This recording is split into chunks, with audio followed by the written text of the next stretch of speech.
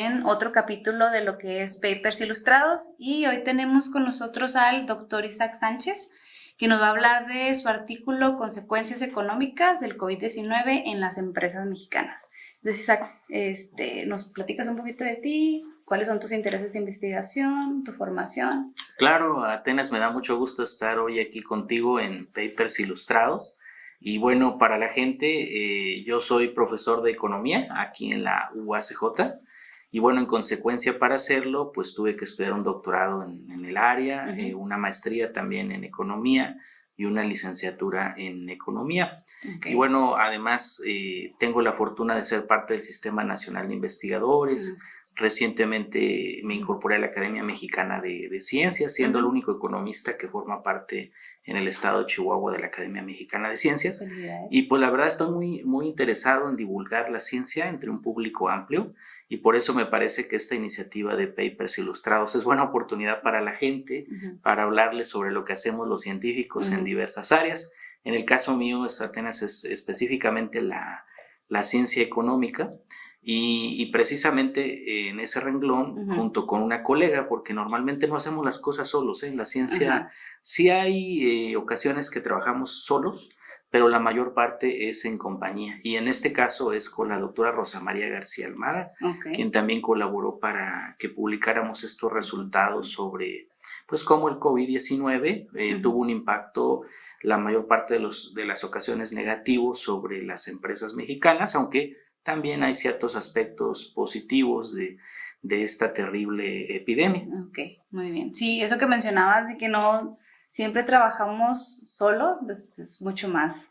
Aparte por cuestiones de recursos económicos y de tiempo, como esta cuestión de la retroalimentación, ¿no? Que hay entre dos personas que están interesadas en el mismo tema, es como muy, no sé, como fructífero que trabajemos con otros investigadores y investigadoras también en el área. Sí, porque te aporta, porque de repente tú te estás limitado a una visión. Y te ciclas, ¿no? Te ciclas, además no tienes las capacidades para resolver todos los problemas.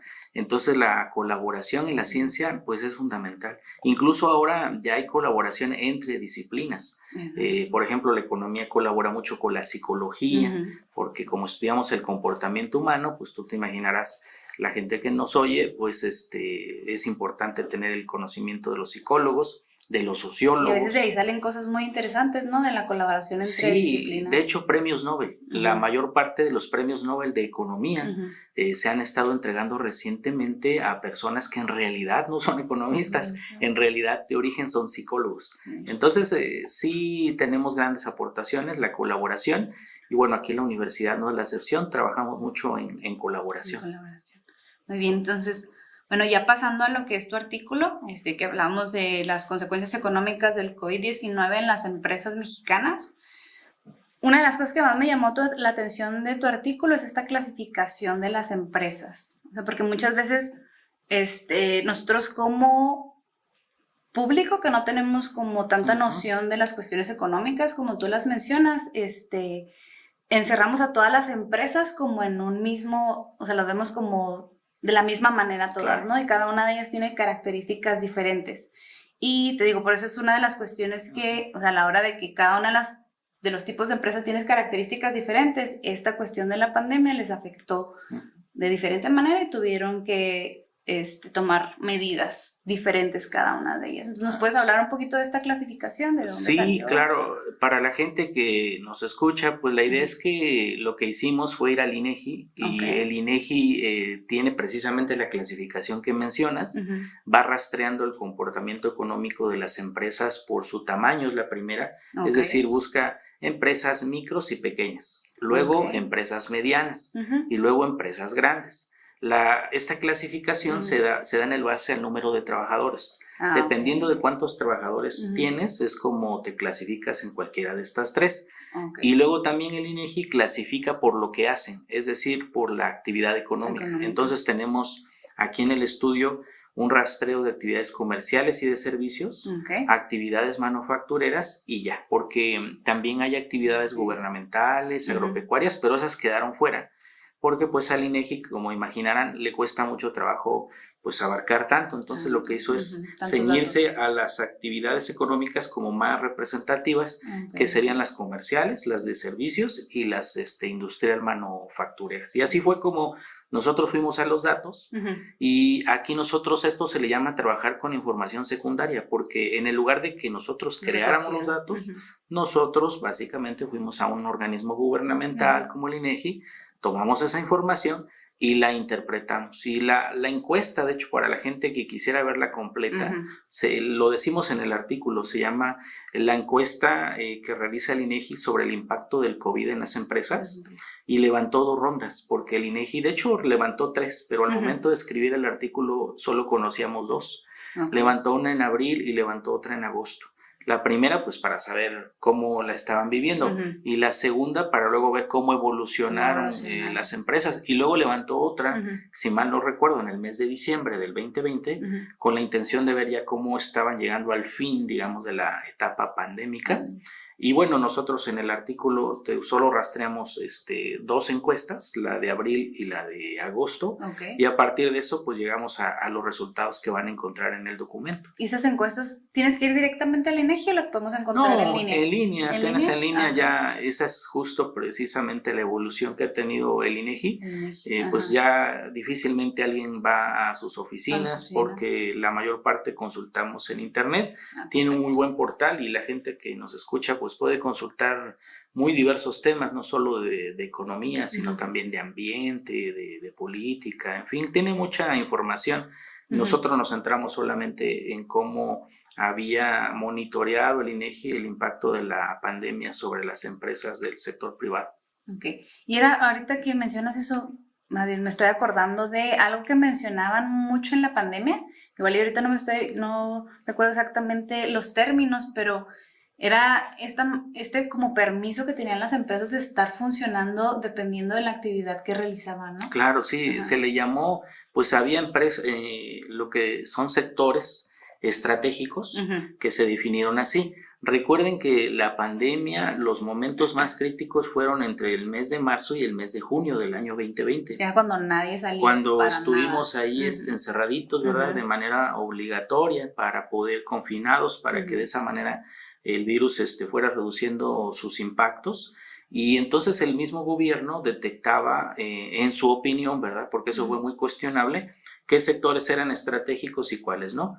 Y a los que eran estratégicos, pues se les permitía seguir operando con restricciones. Fundamentalmente, por ejemplo, era la industria. Había ciertas industrias que tenían que seguir operando. Por eso aquí en Juárez vimos que muchas seguían teniendo una actividad limitada, pero tenían actividad. Y pues obviamente ciertas actividades también comerciales y de servicios que, pues por ejemplo las que te acercaban los alimentos o los medicamentos, pues esas tenían que como dices tú, no era muy cuestionado la manera en que, o sea, las medidas que estaban tomando para estos trabajadores de la industria maquiladora, ¿no? Sí. Desde el transporte que ellos tomaban, así es. Hasta la hora en que ellos llegaban a su lugar de trabajo, cuáles eran como estos, pues medidas cautelares que estaban tomando para proteger su salud, ¿no? Que fue como claro, sí era algo, porque no teníamos como una experiencia previa de cómo actuar, y bueno, entonces se iba hasta cierto punto inventando sobre la marcha por parte de las autoridades, sobre una cierta lógica, y así es como se iba limitando la realización de actividades. ¿Y crees que, por ejemplo, bueno, hablando de las cosas con las que la mayoría de nosotros estuvimos en contacto, al entrar a estas pequeñas empresas o medianas, ¿crees que estas medidas como los tapetes, el sanitizante, los horarios restringidos, no sé si te acuerdas que había horarios, no sé, que ponían como por decirlo así, un toque de queda de 7 de la mañana a 4 de la tarde, en esas horas sí podías visitar los establecimientos y a partir de ahí todo el mundo se tenía que regresar a su casa? Sí, claro, o sea, al final se establecieron una serie de medidas sanitarias que eran de carácter obligatorio, y ahí en el documento pues hacemos un recuento de algunas de ellas, o algunas de las que has mencionado. Que venían desde el gobierno. Esas, sí, eran instrucciones de acciones sanitarias que se tenían que llevar a cabo, y bueno, varias empresas las llevan a cabo, pero hay como que diferencias, por eso mencionábamos lo de la actividad económica y lo del el tamaño. porque para quienes era más fácil hacerlo, pues obviamente para las empresas grandes. Grande. ¿Por qué? Porque tienen más recursos y les es más sencillo cumplir con la normatividad. En cambio, las empresas, y lo vimos, las empresas más pequeñas, pues bueno, ahí como podían, llevaban a cabo, o sea, trataban sí de cumplir con la normatividad en términos de medidas sanitarias, pero les costaba más porque pues no tienen tantos recursos como para estar comprando geles o tapetes, desinfectando constantemente esas cosas las uno no áreas. las, o sea, como que no las tomas en cuenta, ¿no? O sea, no tomas en cuenta como estas cuestiones que tú mencionas de los recursos que van a gastar estas pequeñas empresas para seguir vendiendo sus productos y que las personas de alguna manera nos animábamos también a visitarlos porque había como esta paranoia también de no estar en ningún lugar, de ver si en un establecimiento no te pedían cubrebocas no entrar, si no había gel sanitizante tampoco te animabas como a entrar. Sí, claro. Pero no solo la paranoia, la verdad es que pues sí, los hechos nos reflejaron de que efectivamente pues la gente estaba muriendo, estaba falleciendo. Y claro, tenía que ver mucho con la cercanía, es decir, la cercanía provocaba el contagio. Entonces sí, las medidas eran importantes. Y luego también en el documento rastreamos, pues evidentemente, qué otras acciones llevaban a cabo para tratar de contener, cómo trasladaron sus actividades. Entonces, por ejemplo, las empresas pasaron una modalidad remota para seguir operando, comenzaron a innovar con relación a cómo hacían llegar sus productos a los clientes, cómo obtenían los insumos de los proveedores. Entonces hay todos estos cambios que es preciso monitorear desde la parte académica, porque si llega a haber una segunda pandemia en el corto plazo, pues nosotros con esta experiencia que tenemos, con este análisis que hemos hecho, podemos hacerle recomendaciones a las autoridades en relación a cuáles ahora en el futuro, esperemos que no haya una nueva pandemia, pues cuáles serían las mejores acciones para que el costo fuera menor para las empresas y claro también para los consumidores y quienes trabajan en las empresas. Ok, muy bien. Entonces, retomando esta cuestión que nos decías de las empresas, Isaac, viene el documento también que mencionan cuáles eran como los apoyos, por decirlo de alguna manera, que pedían las grandes empresas al gobierno.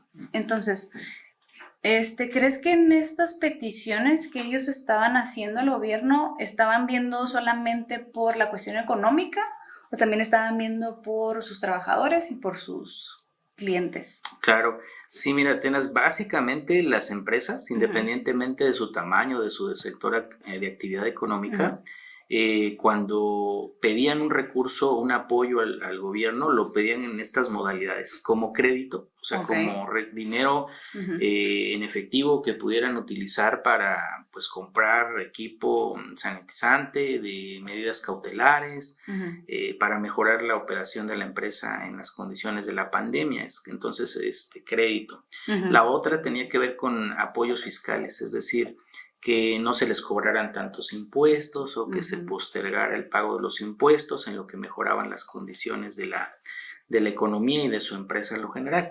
Y en ese sentido, como estos eran básicamente los principales tipos de apoyo que solicitaban, pues en este sentido el beneficio en el que estaban pensando los dueños de empresa o los administradores de empresa era en el beneficio para ellos. Y entienden que al beneficiarse sus empresas, se benefician sus trabajadores y también se benefician sus clientes. Entonces, la lógica normalmente de percepción de la realidad de la clase empresarial es esa, es decir, voy a pedir por mí, y por mí es básicamente por el grupo o sector empresarial, creyendo que al hacerlo, al mejorar sus condiciones, ellos mejoran estas que te digo, trabajadores, clientes e incluso el propio gobierno, porque una empresa que funciona bien es una empresa que va a pagar impuestos y en consecuencia también el Estado funcionaría mejor. Ok. ¿Y se tiene como algún dato de qué tanto caso, por decirlo de alguna manera, le hizo el gobierno a las empresas o como las medidas salieron directamente del gobierno? Porque me acuerdo que en tu artículo hablas que el gobierno de alguna manera se escudaba en esta cuestión de no endeudar más al país. Así es. Entonces, pues las empresas como que también, o sea, los dueños de las empresas y todos estos consejos de empresarios pues daban ahí como una retroalimentación. Claro. Entonces, ¿el gobierno les hizo caso a los empresarios o...? Esto es un tema de percepción, Atenas, Ok. y ahí en el documento, como bien dices, lo van a encontrar porque para los empresarios no hubo suficiente apoyo Ok. y para el gobierno dieron el apoyo que tenían que dar, porque Ok, el ok. gobierno está sujeto, como cualquier individuo, a una restricción presupuestaria, es decir, no puede gastar más de lo que le ingresa, porque si lo hace, que ocurre, pues se tiene que endeudar. Entonces la lógica, como bien decías, y que ahí lo reportamos del secretario de Hacienda y Crédito Público en su momento, era que hacerlo sería riesgoso porque iba a endeudarse el gobierno y ese endeudamiento iba a resultar muy costoso a largo plazo porque, Para todos. Porque ahí lo pagaríamos todos en nuestros impuestos. Entonces decían, no, mejor no lo hagamos.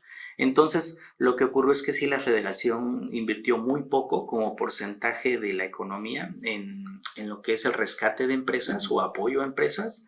Y eso a los empresarios, pues como ya te imaginarás, pues sí los molestó un poco. Pero también hay que ser claros que en el documento lo abarcamos, que a veces algunos empresarios no sabían de los pocos apoyos que existían, no sabían de su existencia. ¿Por qué?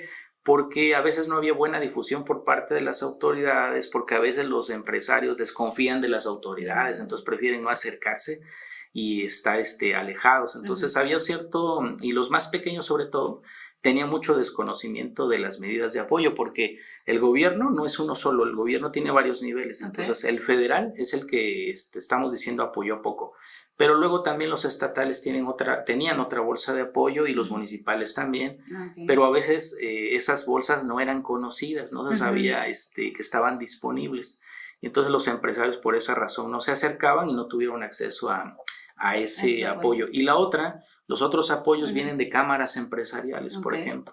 Las cámaras empresariales también tenían algunas formas de apoyar, pero nuevamente no había mucho conocimiento sobre esos apoyos. Y aparte, cuando cámaras les llegan a la información de los apoyos, también supongo que creo que hay un desconocimiento en cuestión económica, bueno, de los términos económicos que a veces manejan, ¿no? Como los bancos o, como tú dices, estos apoyos de gobierno, cuando te hablan, por ejemplo, de la tasa de interés. Claro, es así como de... Hay muchos empresarios que les hace falta educación económico-financiera.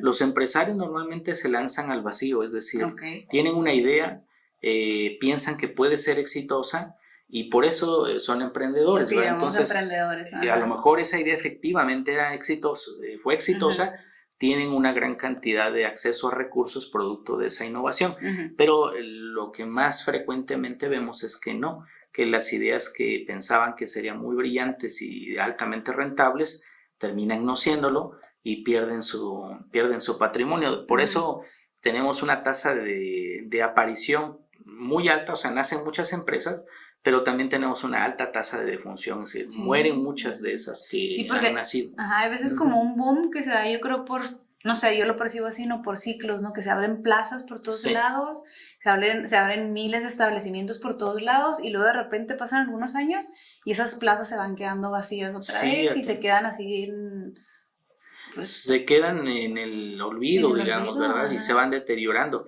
Sí, porque te digo, es esta apuesta que hacen. Entonces aquí la clave, un poquito también el mensaje que lanzamos en el artículo, es que las empresas primero sí son las fuentes generadoras de riqueza. El sector privado es vital que lo alentemos.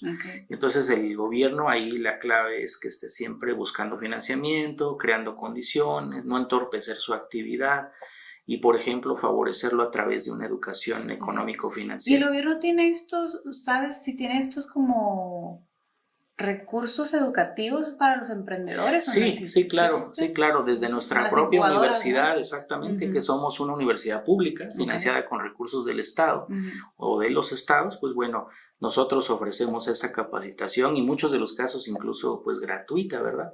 Y así como nosotros hay varias instituciones en diferentes niveles que ofrecen, pero otra vez volvemos a lo mismo. Los empresarios a veces no conocen que están estas posibilidades, estas oportunidades, y a veces también lo ven como una pérdida de tiempo porque consideran que es más fácil entrar directamente a la práctica que explorar la teoría. Yo creo que eso es algo muy latino, ¿no? Muy latinoamericano. Sí, de que quizás. yo sé todo y ya con la idea que tengo, Puedo puedo y soy exitoso. emprender. Ajá. No, creo que la teoría aquí es donde te das cuenta que sí es necesaria, es fundamental y claro, no vas a vivir en el mundo de la teoría todo el tiempo, entonces la teoría solo es la base para que en la práctica pues tomes mejores decisiones. Okay. Retomando el tema del COVID, ¿crees que esta pandemia le dejó cosas positivas? Hablamos ya de bastantes cosas negativas, pero ¿crees que dejó cosas positivas al sector empresarial o al público en general? Sí, sí dejó, sobre todo por la parte de lo que sería las mejoras tecnológicas. Que se tuvieron que acelerar. Había muchas plataformas ya disponibles para las diversas actividades económicas, empresariales y no empresariales. Entonces ya estaban disponibles ahí, pero como no había una estricta necesidad de usarla, porque estábamos en un modelo ordinario de economía con contacto físico permanente, pues bueno, se mantenían ahí sin mayor uso. Cuando viene la pandemia, esas tecnologías se rescatan, se da uno cuenta que ahí están, que les puedes sacar uso, porque hasta ahora aquí en la ya no puede haber universidad, ¿no? Como contacto. maestros. Aquí en la universidad y en todo el sistema educativo, pues comenzó a explotarse el uso del correo electrónico, algo tan básico como eso, los medios de comunicación, redes sociales, como Teams, Zoom, y claro, las plataformas de comunicación y de generación de formación para los estudiantes. Entonces eso es el gran boom y en particular para toda la economía, para todo el sector productivo, nace con gran fuerza la inteligencia artificial. Digo, nace entre comillas porque te insisto, ya estaban. Entonces simplemente comienza a evolucionar a un paso tremendamente acelerado, de tal forma que en el 2021, si no mal recuerdo, o sea, un año después de la pandemia, se lanza oficialmente 2021-2022, ahí puedo estar recordando mal, se lanza a finales de año la famosa plataforma de ChatGPT, que esa plataforma cuando la vimos todos decíamos, bueno, pues ¿para qué servirá un chat? O sea, al principio no le dábamos ninguna importancia, pero ese chat es fundamental porque va a permitirte aumentar la productividad en cualquier actividad que nosotros desarrollemos.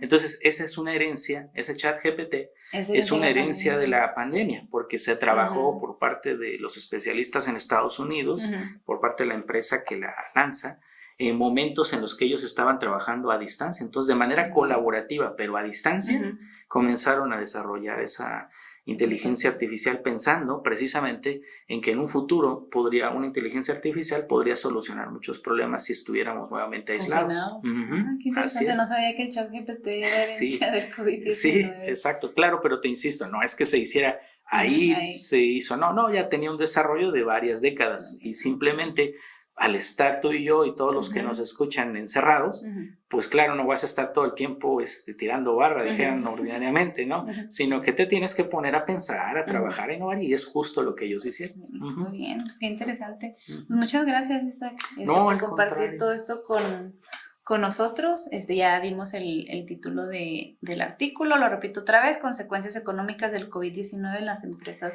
mexicanas, y hay mucha más información en el artículo que mencionamos. Sí, y ojalá que se puedan acercar a la lectura, porque seguro como tú lo exploraste para la entrevista, pues es algo muy sencillo y ustedes se pueden seguir acercando con nosotros. Aquí en la universidad siempre estamos. A los científicos lo que más nos gustaría es que la gente nos hablara, nos escribiera, nos preguntara. Nos llena de emoción, en serio, nos llena de emoción que se acerquen a la literatura científica y poderles ayudar con esta a resolver cualquier problema. Pues muchísimas gracias. Gracias a ti. Esto fue Papers Ilustrados. Muchas gracias por acompañarnos. Nos vemos en el próximo capítulo.